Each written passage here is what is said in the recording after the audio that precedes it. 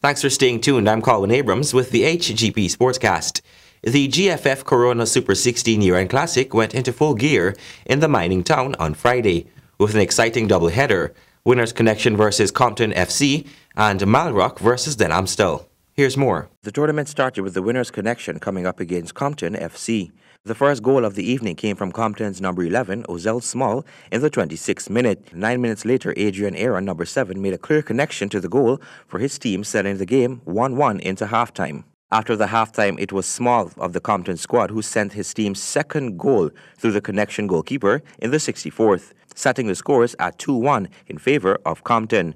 But this lead came crashing down in the 89th minute when Joel Jamat wired a goal past the Compton goalkeeper, sending the game into a tie at the end of the 90 minutes. The game then went into penalty shots. This sent the Compton squad to a victory after they won the kickoff 3-2 to defeat the Compton team.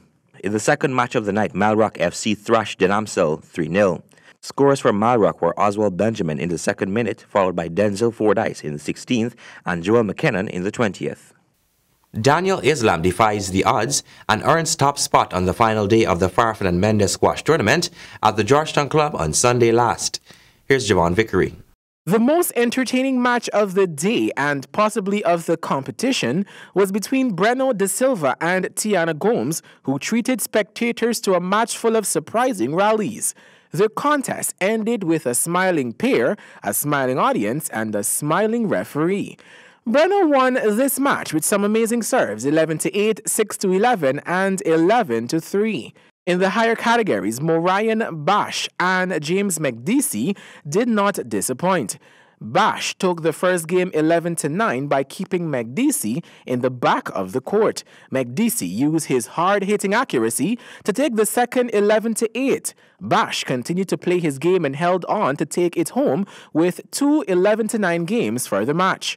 In category B, Diabru stepped up in the third game again, but Alfonso's shot selection and deception brought him out to the top in a 3-1 win.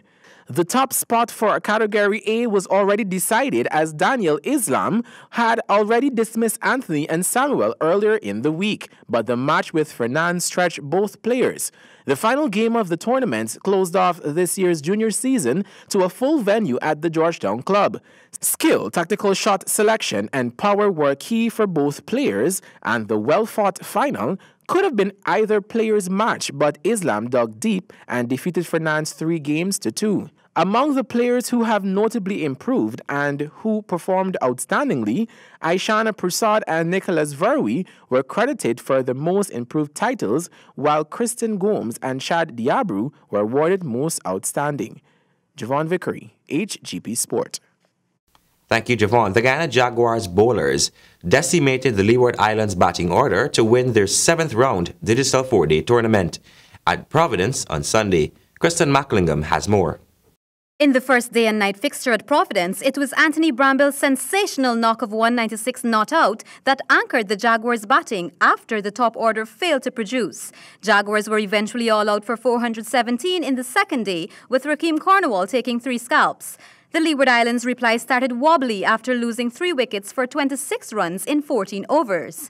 Shane Burton's 53 and Akeem Saunders' 101 gave the Leeward some chance of surpassing the mammoth first innings scored by the Jaguars, but no other Leeward's batsman had any decent score.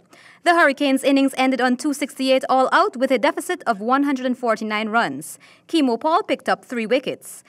Jaguars then asked the Hurricanes to follow on, and once again the batting failed after the loss of 5 wickets for a mere 77 runs in 21 overs, and the other 5 wickets for 72 runs. The Jaguars needed just 4 runs to win. Spinner Versami Permal with another 5-wicket haul ripped to shreds the Hurricanes' second innings with 6 wickets for 32 runs off his 17 overs. The Jaguars took 4 balls to make the 4 runs to win the match. For HGP Sport, I am Kristen Macklingham. Thank you, Kristen. The ruthless Australians regain the Ashes. Josh Hazlewood takes 5 as Australia secure the series with an innings and 41-run victory in the 3rd test. Here's more. The Ashes are Australia's again. Not even a mysterious dampening of the pitch, nagging rain, and a wild storm in Perth could stop them, let alone the English lineup. There had been concerns earlier that they might not get the chance to finish England off at all, when the state of the pitch was altered and the start of play was delayed in farcical circumstances on the final day. In the end, it took Steve Smith and his men 15 days of cricket to claim the urn for only the second time in their past 6-test series against England. Australia's victory by an innings and 44 runs was wrapped up comfortably by tea on Monday, led by an outstanding Josh Hazlewood and completed when Pat Cummins had Chris Wokes caught. It capped a remarkable turnaround given England were 4 for 368 in their first innings at WACA after winning the toss. Smith and Mitch Marsh's 301-run stand turned the test on its head. The series continues on Boxing Day at the MCG. Congratulations to the Australian team. And that has brought us to the end of this edition of the HGP Sportscast. Before we go, remember, adversity causes some men to break and others to break records. Goodbye.